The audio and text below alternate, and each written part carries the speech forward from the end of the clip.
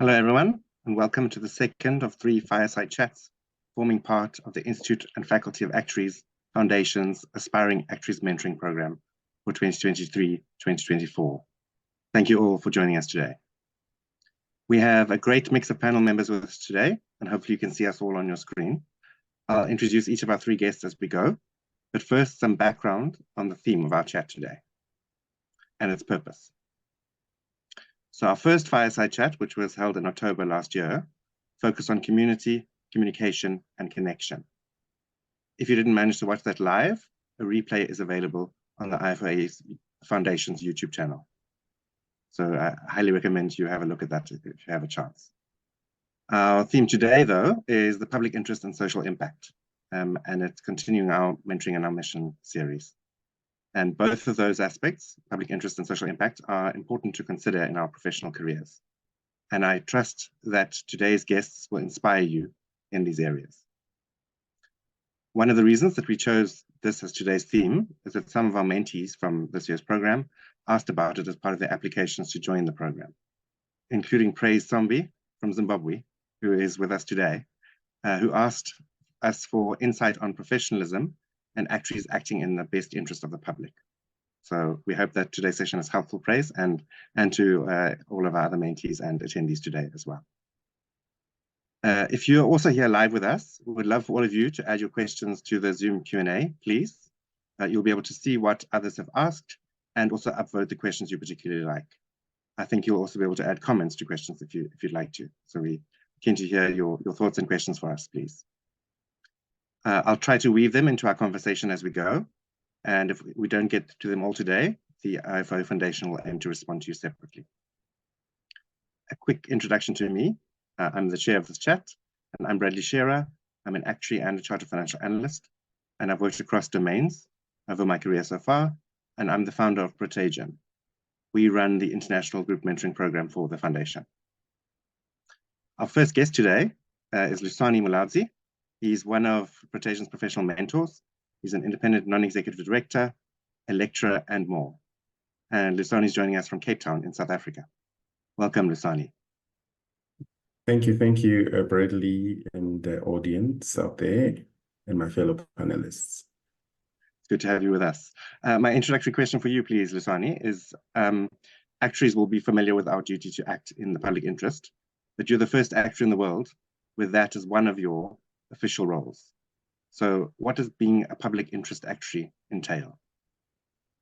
So as you highlighted that every member has a duty to public interest. And the way that's defined varies when you look at the various professional bodies. We submitted a paper to the ICA last year with Simon Lowe, which addressed this issue.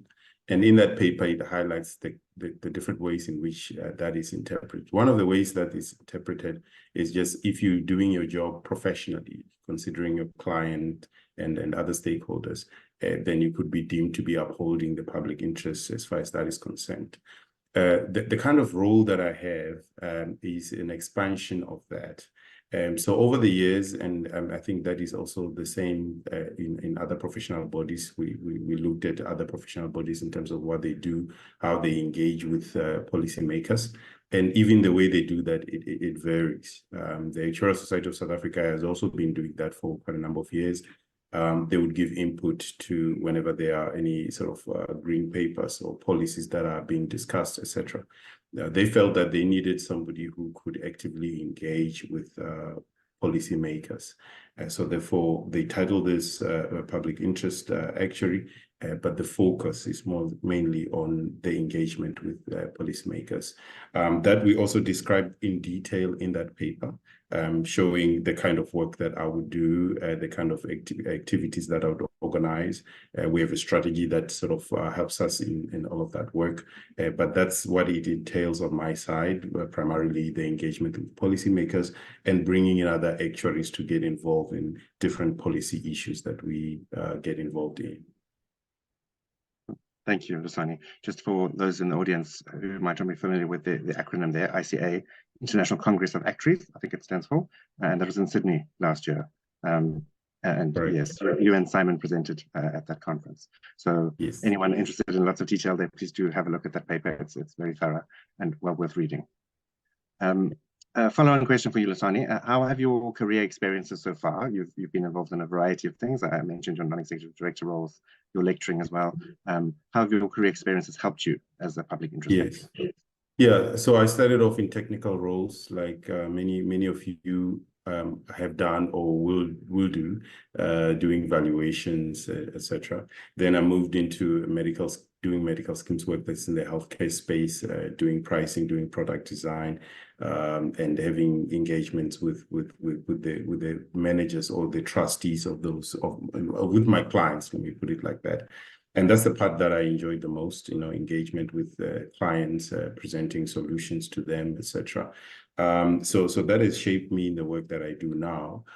In terms of our training, I think, if you look at the professional communication, the emphasis on that, I think that has been quite instrumental in the work that I do.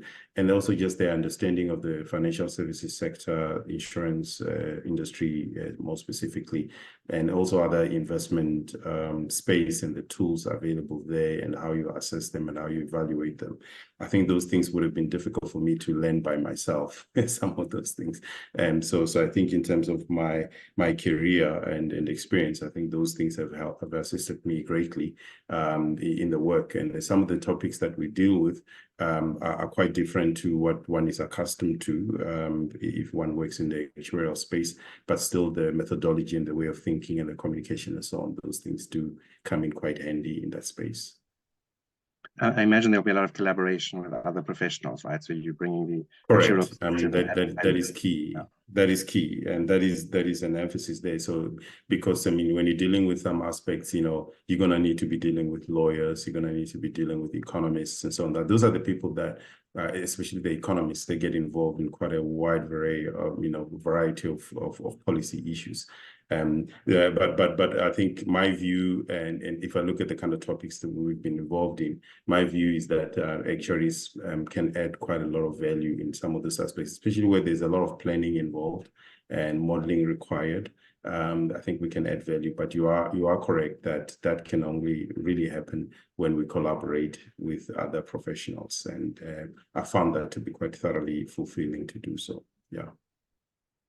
Thank you, Lusani. I'm going to now bring Chantal Bond into the conversation as well. So Chantal is joining us in her capacity as IFoA Foundation trustee. In fact, she's the foundation's vice chair.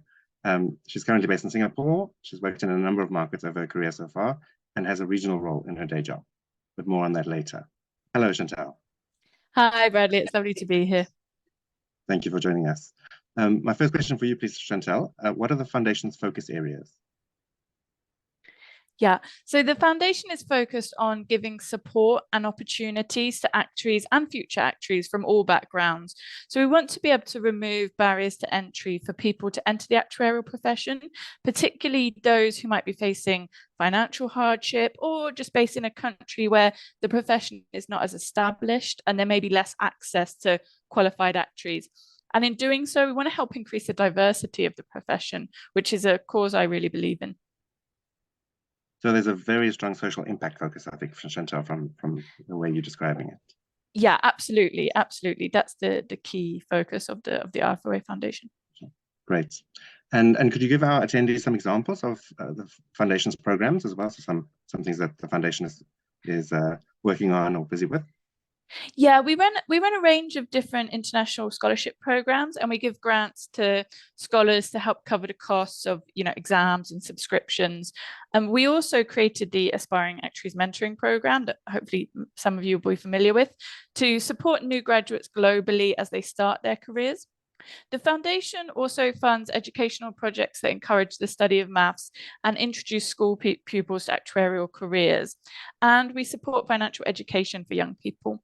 And we also try and involve the actuarial community in our work as much as possible. So we have a range of volunteering opportunities with all of these programs to connect across generations and create a supportive actuarial community. And I'm sure many of the will be connected to the foundation in some way as well, and potentially be beneficiaries and mentees, as I mentioned earlier. So thank you, all of those of you who are connected to the foundation in that way, for joining us today. A third guest today is one of the beneficiaries of the foundation, Peddina Sripriya, based in Bengaluru in India. Sripriya was awarded the Maidara Davangere South Asia Scholarship from the foundation while studying in 2022 full-time. And she was also a mentee on our previous group mentoring program in 2023. So it's great to have an aspiring actuary with us on the panel today too. Hi, Sripriya. Hi, thank you so much. It's a wonderful opportunity being here. You were very active in our program in 2023, so it's lovely to have you here and hear your reflections on the foundation and your experiences. So my first opening question for you, please, Sripriya. You're a keen volunteer, including in environmental initiatives, and you also aspire to increase awareness of insurance and improve affordability for marginalized communities. What role do you feel actuarial students can play in serving the public interest and in impacting society? I think the list is endless if we are trying to speak about this. And to just mention some of them, it could be creating awareness about financial independence, risk management, or insurance, and various other topics among the marginalized community. So just to give an example, during college, we used to team up and speak to the housekeeping staff of our university about various government schemes, how they can enroll themselves, or how they can purchase various insurance products or identify what would cover the risks they face in their day-to-day lives. So we used to answer the various questions they have, and we used to create awareness videos on these social issues and also post them on media. And as students, I think we have a network of people who share the same thoughts. So it's easy to find like-minded people and work towards these goals. My friends and I also worked on designing a product for animals in shelters and those who were affected by hit and run cases. So this was a animal insurance product we designed under the guidance of our faculty. So we were happy to see more people supporting this cause. And as students, we have the potential to design and pitch these products that can save even environment. And we also pitched these to the insurance regulator of India. And it was wonderful to see the impact coming through, or even the government supporting the cause for the animals. So during college, we took part in Swiss Reimagine Challenge and pitched in an idea to assess the environmental risk based on carbon footprint for underwriting and pricing purpose. So it was a fun and challenging project, and we stood among the top 10 teams in India. So I would suggest you all to explore and grab as many opportunities as possible, and it will definitely be a great learning experience along with impacting the world. Sometimes all we need to do is just take up the initiative, and who knows, more people would join, just like Greta Thunberg and Malala Yousafzai started and spread their message to the whole world.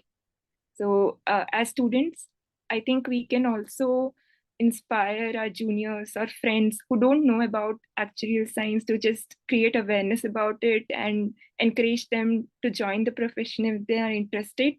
And during the initial phases, a lot of people have doubts on how to start, or how to approach the exams, or which subject to write first. So these are like small doubts which we can always help them with. And I think as a professional or as an actuarial student, it's a responsibility to help people around. Yeah.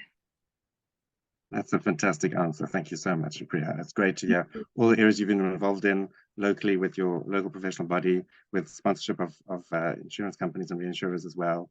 The enthusiasm and the examples that you give are great. I hope they inspire many actuarial students and other students around the world actually to do similar things. So it's the future of our profession, right? So thank you for sharing those.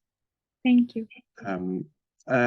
Just a little bit on how the foundation has impacted your career as well, Sripriya. So I mentioned some of the scholarships and programs you've been involved in. What's your reflections on the impact the foundation has had so far for you?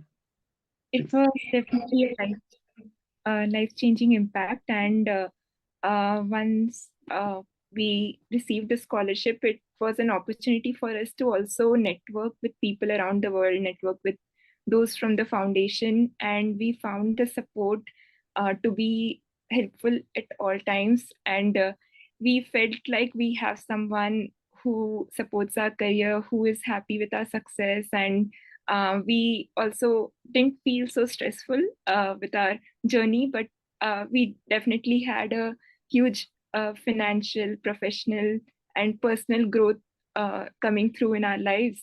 So it motivated me to study harder and not give up on my dreams, and helped me realize the importance of this profession, and, like we spoke before, the impact it could create among people.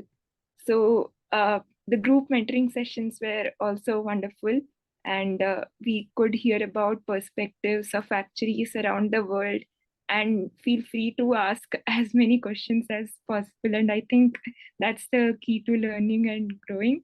And the fun part was also getting study partner for our exams and interacting with those who are also writing the same papers, or are in the same boat as us. So that definitely made me feel lighter and helped me in my career as well. Thank you. Thank you, Sripriya. That's wonderful. I'm going to link together some of your background with Lusani's background. So both of you have lectured at universities. So I'm interested in both your perspectives, please, on what it's like sharing your knowledge with the actuaries of the future. So Lusani, obviously further in your career, but Sripriya obviously also work with students at university. So both of you, what are your perspectives there, please? Yeah, right. On my side, I thought it would be an easier job, but it is turning out not to be. It's got its challenges. It's tough, but exciting at the same time. But what is tough about it is fully understanding the expectations of the student, of the students, and I mean you've got changes in how the students see the world. And we don't, I mean, I'm perhaps a generation removed from where they are, so you don't always fully appreciate how they look at the world. So there's always a need to constantly adjust how you present matters in the classroom and so on. Every year you've got your course evaluations, and they can be quite damning, to read that. You have to get a psychologist after, for a day and so on when you recover from that. So it can be quite tough just to get that. But on the other hand, it's useful feedback that you get. So one thing about being in academia is that you become a permanent student. You're always having to learn. You're a scholar. You learn it. So you have to learn new methods of how to actually teach content, and different content has to be taught differently. So you have to learn that. You learn from those that have been doing it for years. You have to learn from others in other countries. So I have to listen to audiobooks on lecturing and on university, etc. And then also it's not just about the lecturing or what happens in the classroom, it's a whole management of that, the administration, and then the welfare and well-being of the students is something that we have to look after.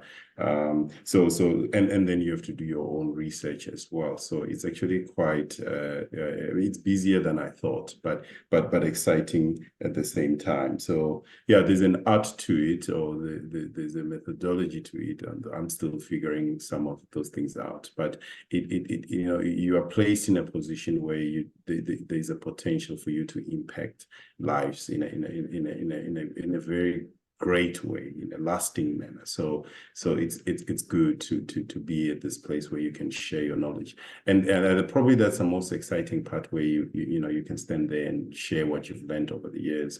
I relate a lot to the work I've done and interactions with board members in management and so on. So some of the students find that exciting, some don't. Some find it quite a bit. They would rather just stick to the course content and get through it and so on. So they're quite opinionated, and that's part of the learning that we do. So it's otherwise very, very, very exciting.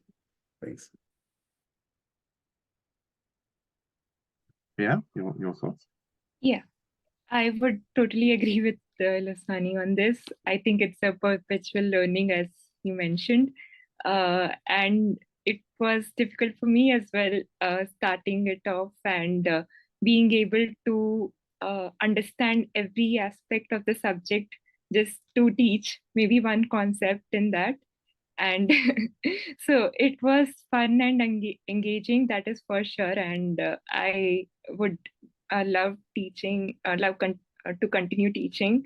And actually, before this also, I used to teach children of housekeeping staff at our department initiative during college.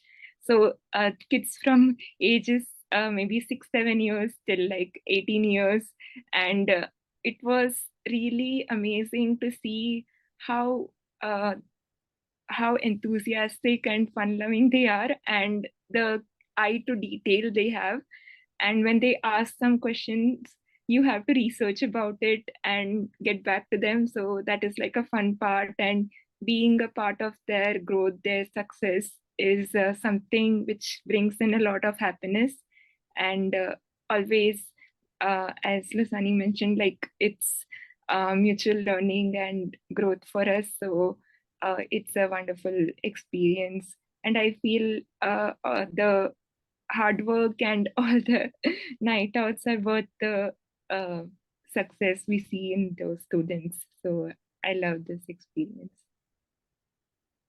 And it fits very much with the long-term impact and perspective that actuaries have, right? So as Lusani said, impacting the future cohorts and generations as well, the future of our profession and other professions. So thank you both for your work you do in those areas too. I'm going to switch tack slightly and chat a little bit more about the mentoring program, the Aspiring Actuaries Mentoring Program. And one of the changes that we made for this year's program based on mentee feedback. So this was Sripriya and others from that program's feedback. So what we did is we introduced squads this year, which are smaller groups where the mentees can interact and get to know each other better across the world. So Sripriya, you're also attending those small squad sessions too as an alumna of the program. So there's almost a connection between different years of the program, and you're getting to meet the mentees on this year's program. How have you found the squad sessions so far? We've had one so far, so not that many to base it off, but how's it been going so far? Yes, it was definitely very different from the the general interactions we had during our mentoring sessions, where it was more of one-sidedness, but here it was an open discussion where everyone took part equally, and we had questions which were posed to everyone, so we could share our ideas and thoughts. Even the previous mentoring sessions, they had the opportunity to learn a lot from the mentor, and we could just listen to them and take down or get inspired with their thoughts and ideas. And the mentoring sessions which are happening now, the squad sessions, they helped us understand the thoughts of others who are students who are in the same position as us. What are their goals, aspirations, their perspectives towards their career or life? So all these like really helped expand our perspective. So how important it is to balance personal and professional work, because some of them are working, some of them are studying. So some of them had the doubts on how to approach their placement process, or how to grow in our career, because I also had another friend from my cohort, so we all shared those thoughts. And being up to date with developments like the AI, or how is the job of consulting actuary, or like Lusani is working in the public interest, how is the role of actuaries around the world different? So these sessions and networking events definitely helped us become a better version of ourselves, and we could open up and ask any questions we wanted to, and we could get like a really good ideas and perspectives. So that was really wonderful. So it sounds like it's going well. Obviously, we'll get feedback from this year's mentees as well on the design and whether we continue it in future. But thank you, those who made the suggestions to add this to this year's program. It seems to be going well, and thank you for your involvement as an alumna as well, Sripriya.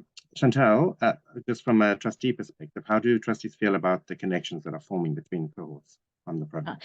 Yeah, from our perspective, it's great to see the young people we support progress in their career and want to give back to those who are following them. It aligns perfectly with our mission of actually supporting others. You know, it really doesn't matter what stage you're at, there's always something that you can give back. And I think, you know, Sripriya is a very inspiring example of that. Oh, thank you, Chantal. Just another thought on the mentoring program, the Aspiring Actuaries Mentoring Program.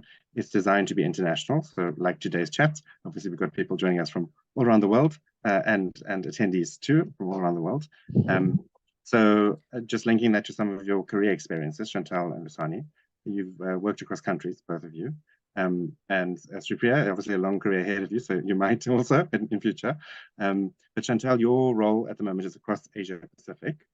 Do you feel it's valuable for actuaries to build relationships and collaborate across countries? Yeah, absolutely. I mean, it's one of the great pleasures and privileges of my career has been the opportunity to work with people from a range of countries and cultures and diverse backgrounds who each bring their unique perspective to the challenges and opportunities that we face. You know, we can definitely learn from each other. So, for example, in Asia, more mature markets might have quite advanced regulations, which can be studied and leveraged by other regulators, whereas newer markets might have more interesting digital forward, you know, product propositions. Asia's a very dynamic place to be and work in that sense. Oh yes, lots of variety across different markets as you're describing, and opportunities to learn from one another. Thank you, Chantal. Lusani, as well, you've described yourself previously as a Pan-Africanist, explaining that you enjoy seeing Africans uniting and building strong institutions. And you do a lot of work across Africa with local bodies, as well as the International Actuarial Association, or IAA for short. Can you tell us a little bit about the work that you do there and connecting across countries as well? Yeah, no, fundamentally, what I seek to do is to challenge any sort of inferiority in the way we look at the world, and in as far as it relates to building of institutions that are required in our own countries.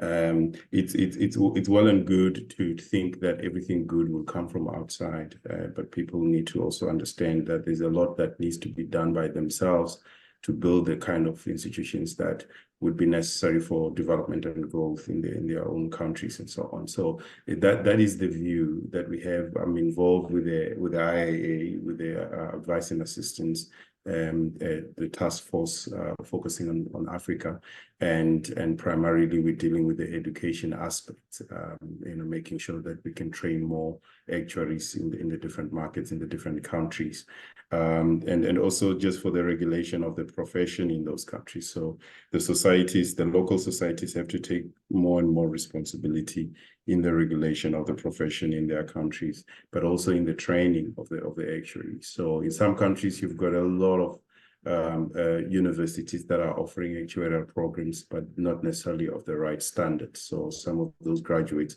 don't end up, they don't continue with writing exams or don't end up becoming actuaries. So in terms of quality, there's a problem there. So we have an initiative to support accreditations, you know, universities getting accredited with the various international bodies like the Institute, like the Actuarial Society of South Africa, like the SOA, etc., so that when those students graduate, they've made progress and make it easier for them to continue with the exams, etc. So in the long run, you really want professionals in their countries to take responsibility for the development of the actuarial profession, and not just the actuarial profession. I mean, it has to start there, but also, you know, in developing their economies and the education systems, etc., which are more the public interest issues. So that's why the public interest aspect for me is it's a bigger vision. It's not just about our profession, but obviously we're doing it in a way. It's an issue of our profession serving the rest of society. Yeah, we can serve the rest of society by many more ways than just being involved in insurance. So obviously that is our home base, but our skill set and training and so on can be a lot more useful even in the other areas, broader areas and so on. So the local society has have to take more responsibility as time goes. Obviously, you can't jump steps. If you just don't even have enough actuaries to start off with, that's what you need to address first. And these other international bodies like the IFoA are there to assist with that, because then you're learning, it's part of the mentorship and the skills transfer that you get. But that skills transfer has to happen with a goal in mind, that the skills are going to be transferred and we're going to need to start building things and so on. There are some good examples that I see across the continent. I mean, Kenya is an example.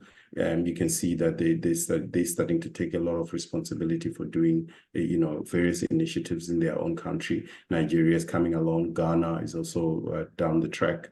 So there are very exciting things that we see on the African continent. Morocco as well, working very hard. So that's the kind of thing that we want to see on the African continent, and we are seeing progress as far as that's concerned. Thank you, Lusani. If any of the attendees have thoughts on the perspective from their local markets as well and international collaboration, please to add them into the Q&A as well. We're keen to hear your thoughts. Another question, please, for you, Lusani. You were previously president of the Actuarial Society of South Africa, and you're involved in community development as well. What are your views on how leaders can have a lasting impact? You've touched on some of this indirectly in some of your previous responses, but interested in your general views on lasting impact of leaders. Correct. And I mean, I weave that in all that I do. It's really about creating a lasting impact or lasting legacy through, empowering people, young people, to think big and to understand that a lot can be achieved by them, in obviously working with others. That we have a responsibility. We should not always be looking outside for what is required. Obviously, you can always get help, but that just empowering people to think big and to understand that they each have a purpose. They each have gifts. They have what it takes to make a contribution to society. And they should do that. So in leadership, in community development, that is the challenge, to really get people to understand that they have a role to play when they look at the challenges that we face. They have a role to play. It's not a matter of just throwing your hands in the air and saying, well, it's bad and there's nothing that can be done. A lot can be done. And it's the role of leaders to inspire, and to lead by example, and to challenge the way of the mindsets, etc. Challenge the way things are being done, challenge cultures, and so that there can be growth and there can be development and there can be a lasting impact. So that is my role. That's what I aimed to do when I joined when I was president of the Actuarial Society of South Africa. It was a fantastic platform to serve.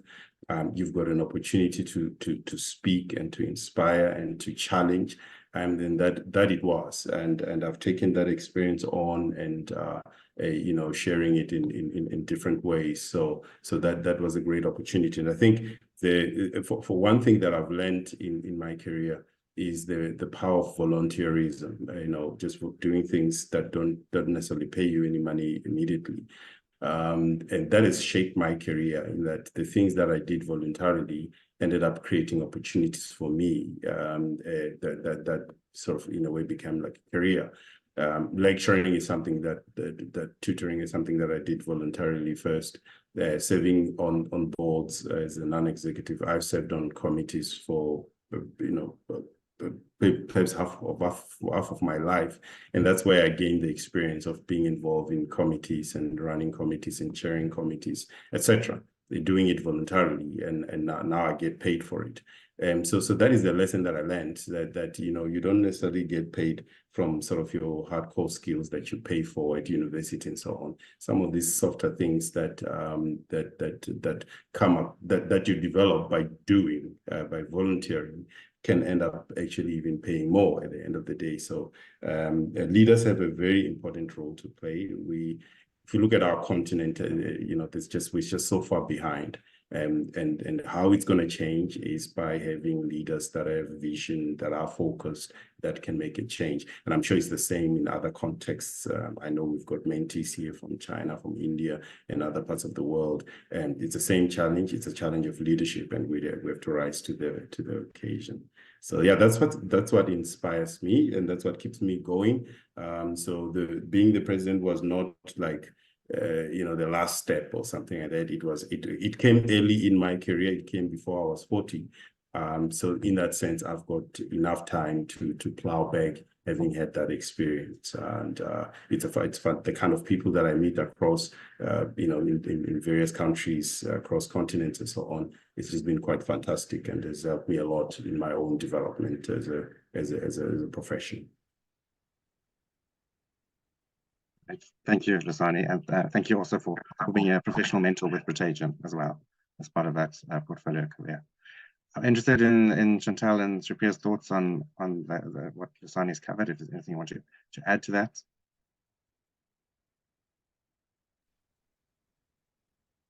Yeah, I think I agree with Lusani on how leaders can create the impact. So I feel there's a leader in all of us, like he mentioned. So we just need to take the step and not feel that this is something I'm not responsible for, but we can all create a huge impact in our own way. It could be as small as like just spreading awareness about insurance products, or just helping someone buy a policy. So or as large as, helping a country recover from a pandemic. So I think we could all do it on our own way, like you mentioned. It was very inspiring. Thank you. Yeah, thanks, Lusani, for your thoughts. I mean, I think this gets us back to the heart of, the IFoA Foundation's mission of actually supporting others. It's really like, how do we connect together as a community, and how can more established actuaries help the younger generation, and make sure that going forward we have the strongest actuarial profession we can. Thank you. I'm now going to start looking at some of the questions that the audience has been asking. Can't see all of them now, so I'll try and do some of it from memory. I think there was a question from one of our mentees, Maria, about the squads and groups that you're involved in. We'll look at that separately, Maria, and come back to you on that. There's obviously different mentees are involved in different groups and different squads. There's the LinkedIn groups as well, which strongly encourage you to engage and interact on as well. That we'll respond to separately, Maria. And then there was a question, I think it was from Matthew, about the purpose of the profession as well.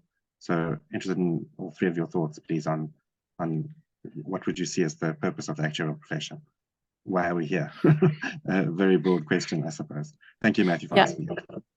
I think the specific question was, should we be focusing more on our purpose, or rather than how the profession benefits us individually as professionals? And I think my answer to that would be yes, of course, we should definitely talk about our purpose, and I think there's not one uniform purpose, right? Actuaries have different purposes and different missions. Lusani, for example, talked a lot about his own personal purpose around Pan-Africanism, and each actuary, depending on their role and their interests, will have different passions and purposes. The public interest aspect is more common across all actuaries. But I also want to say there's nothing wrong with acknowledging that an actuarial career does bring many benefits, including low unemployment compared to most other careers, and financial stability. And if you didn't have those in your lives before embarking on a career, then those are very important factors, absolutely. And I think that we definitely shouldn't kind of play down those or say that it's not professional if we're also aware of the benefits to ourselves of pursuing an actuarial career. Yeah, so my take on that, I mean, it's a profession, meaning that it's primarily dealing with you using your skill in a responsible manner, and the skill itself or is managed in a way to maintain its value and so on. I mean, you can look at the pros and cons of the economy of that. That's something that one can debate. But as Chantal said, at an individual level, as an actuary, you then have a choice of how you're going to use those skills and use the influence that you have, and the other tools and so on that are made available. Just some things that you pick up on the journey to becoming an actuary. How you then use that is something that you need to choose as an individual. Now, various professional bodies have had to also decide on how they engage with what's happening in their countries from a policy perspective and so on, because of their knowledge, they tend to know quite a bit about certain areas. You can talk about insurance, healthcare, and so on. They know a lot of that about that. And some of the risks that economies face.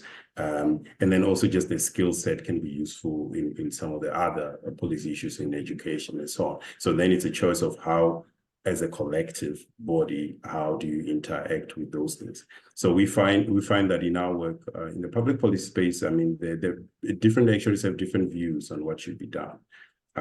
So we've always maintained that our role is not to arrive at a particular view as opposed to another view, but is to facilitate debate and discussion and knowledge around those issues, rather than taking a political view and so on. So that is how we manage that. But yes, as individuals, we've got a big responsibility to ensure that our countries are worth living in, that our fellow citizens have a chance at life.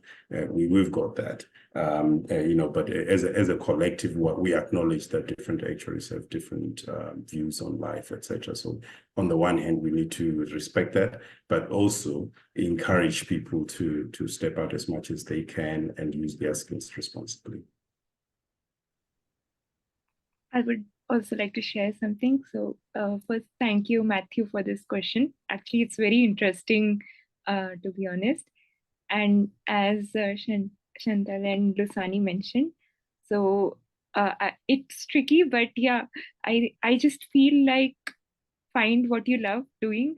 Like you're already into the actual profession. So if you find your purpose of like, you want to work in the life or the non-life, or it could be working in the pension or public interest or being in the environmental insurance. So if we find our purpose first, and eventually we would be working, learning, growing towards that area.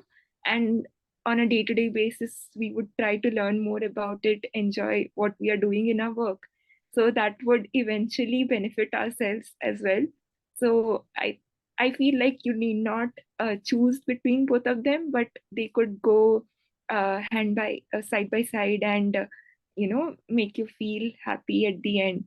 So like Lusani mentioned about volunteering to teach. So even I volunteered to teach during my college years, and then I'm like last semester I taught CM2 to students, which was a paid role again. So everything has its own benefits eventually. So just hang on to your dreams, I would say.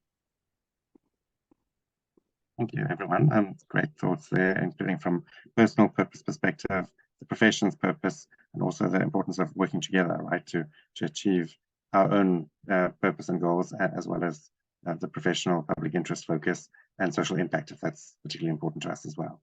Thank you.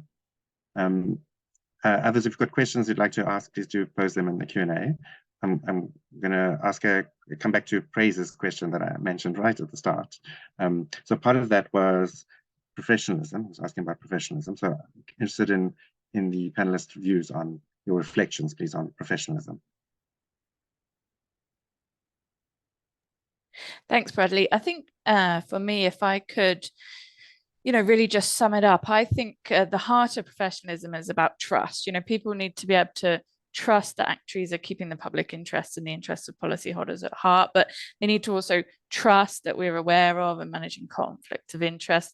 They need to trust that we're disclosing all the salient facts. So that's the key for me. And that's the same actually when we talk about professionalism in any other profession. You know, when we want to be able to trust our lawyers and our doctors and anybody else is acting in our interests. And similarly, we need to be able to trust our actuaries. True. It is about trust. If you look at the kind of responsibilities that actuaries have in those sort of protected roles, where, you know, it's those reserve figures and so on that we need to sign off, you need people to have confidence in that if an actuary has looked at it, who has got a certain qualification and so on, you can have the sort of sense of comfort that you know, the correct figure, or, you know, the right processes and procedures have been followed to arrive at that figure. So that requires people who are committed to a high level of professionalism, and also just in the way that the work is presented, and the way that you engage with fellow actuaries and other people, your language and things like that. It's expected to be professional, expected to be of a higher level in terms of ethics and things like that.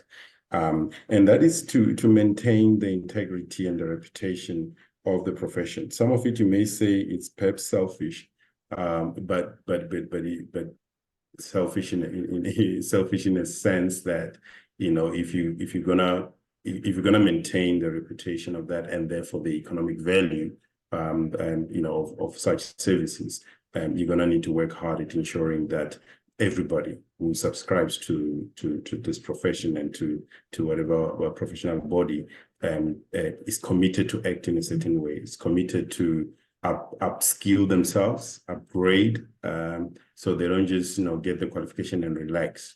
They continue to go to conferences, they get involved in lunch groups and so on, in discussions, because that's how you grow. So there's an acknowledgement there that, you know, no one is an island, that we need to learn from each other, and that knowledge is not stagnant. You need to be constantly upgrading, and getting. It's also a way of encouraging people to be involved in the professional organization, and not be selfish and just focus on their own career. If none of us get involved in our professional organizations, then there will be no profession to speak of in the country. So part of the professionalism drive in the profession is to say, you need to take responsibility for your professional organization, get involved there as well, volunteer there as well, because that's part of the organizational aspect of professionalism, which is just as important as any of the sort of individual work type professional issues, etc. And the disciplinary part as well. You agree to a disciplinary code. So meaning, you know, if you stray, these are the mechanisms, or this is how you will be dealt with. And then, you know, obviously there's to be done in as fair a manner as possible. But yeah, we can go on all day talking about professionalism, but it's very relevant. And different countries have different standards, different ethical standards, and so on. But if you're going to be a professional and a professional body that is internationally recognized, then you have to enforce or inculcate those type of ethics or values that are appreciated across the world in terms of how we do work and so on. So yeah, that's my take on that.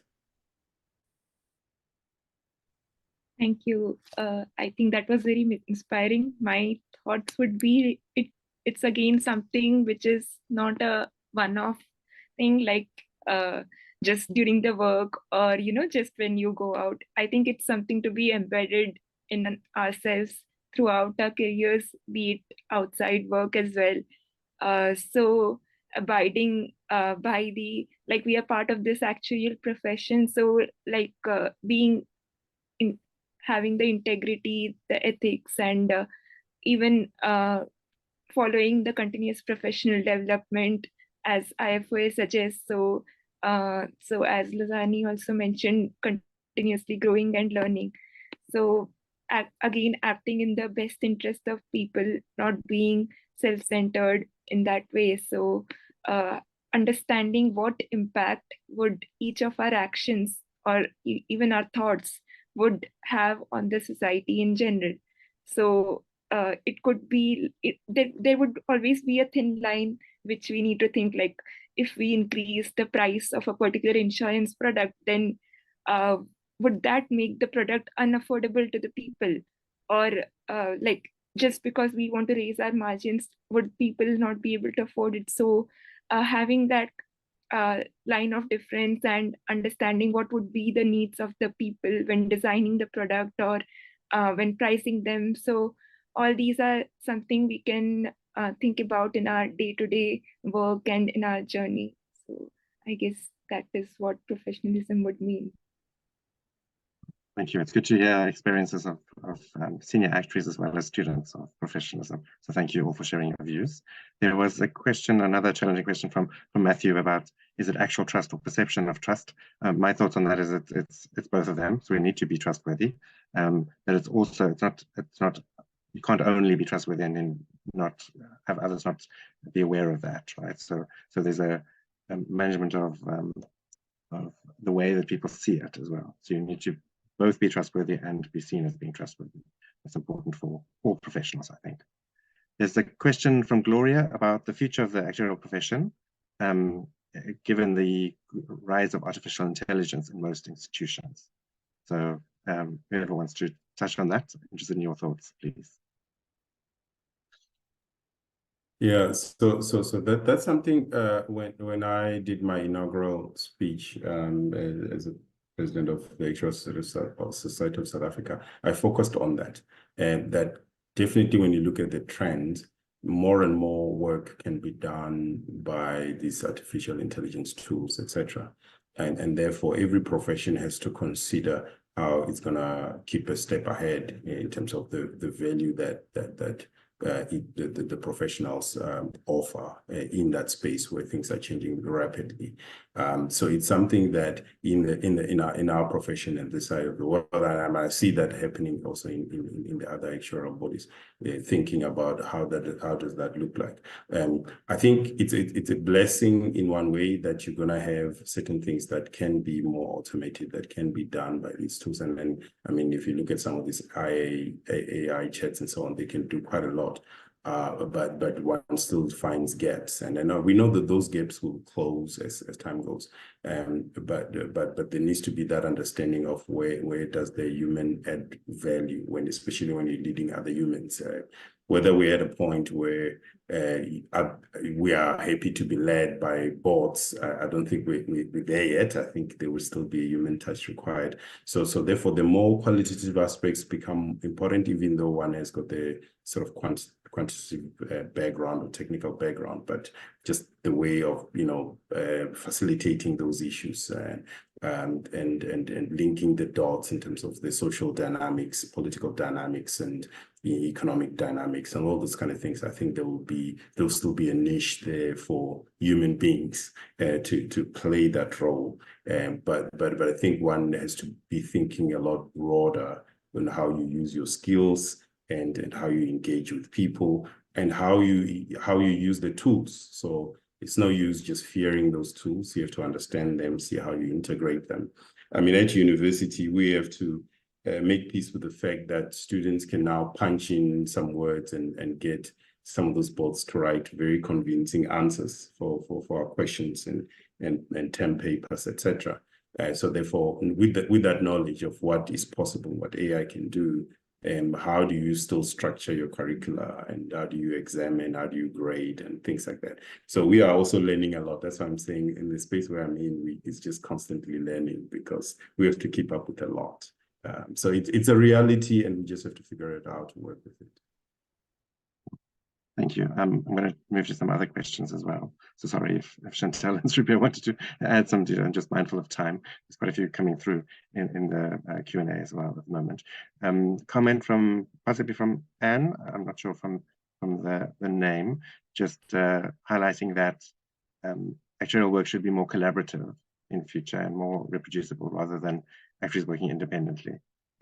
I fully agree with that. I imagine that the other panelists agree too.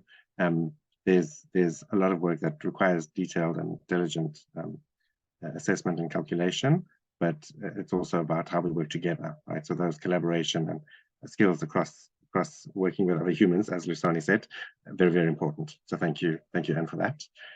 There's a question too from Rudo, who's one of our mentees on this program. Thank you, Rudo.